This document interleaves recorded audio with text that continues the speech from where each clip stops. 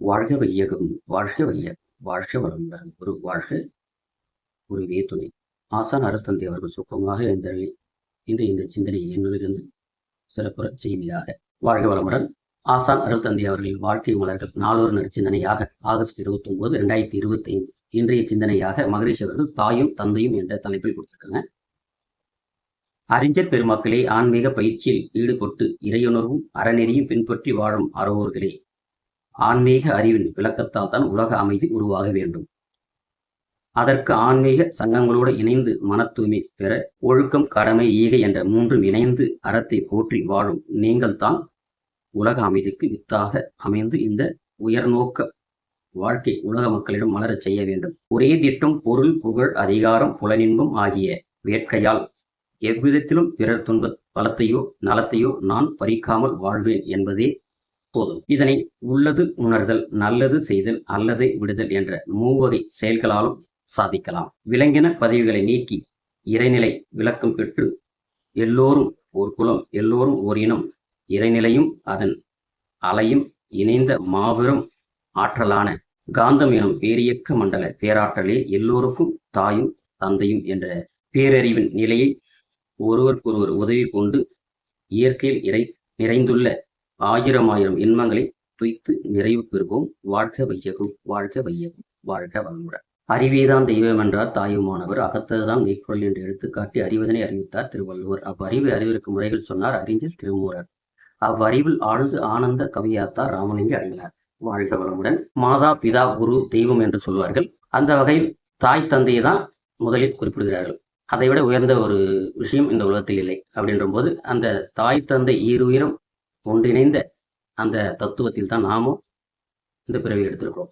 இப்போ அந்த தாய் தந்தையோடு ஒப்பிட்டு மகரிஷி அவர்கள் இறைநிலையும் அதன் ஆற்றலுமே அனைத்து உயிர்களுக்கும் இங்கு ஒப்பிட்டு மகரிஷி அவர்கள் குறிப்பிட்டிருக்கார். அப்போ எந்த அளவுக்கு ஒரு உயர்வான ஒரு விஷயத்தை மகரிஷி அவர்கள் உணர்ந்து வாழும்படி நமக்கு போதித்திருக்கிறார். நம்ம அந்த நிலையை நாம் உணரும் போது இறைநிலையே ஒவ்வொரு உயிருக்கும் அடிப்படை ஆதாரமாக உள்ளது எது என்று சொன்னால் அந்த காந்த தத்துவமே.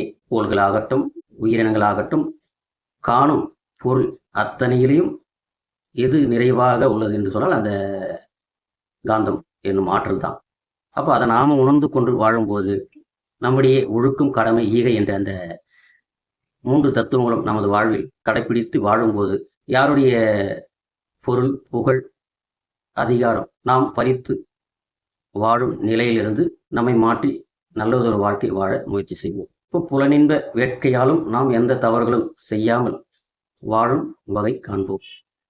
அந்த ஒரு விழிப்பு நிலையோடு நாம் இருந்து வாழும்போது எல்லாமே இந்த நமக்கும் இந்த சமுதாயத்துக்கும் நன்மை தான் கொடுக்கும். எல்லாவற்றிலும் என்னை காண்பவன் எவனோ அவனை விட்டு நான் விலகுவதில்லை என்று பகவத்கீதை குறிப்பிடுகிறது. காக்கை குருவி எங்கள் ஜாதி, காடும் மலையும் எங்கள் கூட்டம் என்று பாரதியும் குறிப்பிடுகிறார். இப்போ இதெல்லாம் நாம் உணரும் போது உள்ளதை உணர்தல், நல்லதை செய்தல், அல்லதை விடுதல் என்ற ஒரு சிறப்புமிக்க ஒரு வாழ்க்கையை நாம் வாழும்போது இந்த சமுதாயத்துக்கு விழிப்பு நிலையை கொண்டு செல்லும் அருள் தொண்டை நாம் ஆற்றிக்கொண்டிருக்கிறோம் என்பதை உணர்ந்து ஒவ்வொரு மனிதனும் இந்த விழிப்பு நிலையை அடைய இந்த தத்துவத்தை அனைவருக்கும் கொண்டு சேர்க்கும் மாபெரும் பொறுப்பை மகரிஷி அவர்கள் நமது மனவளக்கலை அன்பர்களிடம் சொல்கிறார் என்பதை நாம் உணர்ந்து கொள்ள வேண்டும். இறைவின் பரிணாமம் என்று மகரிஷி அவர்கள் கொடுத்த ஒரு கவி. மெய்ப்பொருளே விண்ணாகி அலைநிலையில் காந்தமாய் மேலும் பின்னடர்ந்த நிலைக்கேற்ப பூதம் 5மாய் ஐயுணர்வாய் மெய்யுணர்வாய் அனைத்துயிராய் பெருகியே அகம் அறிவாய் புறம் உடலாய் அடுக்கு தோற்றமாச்சது.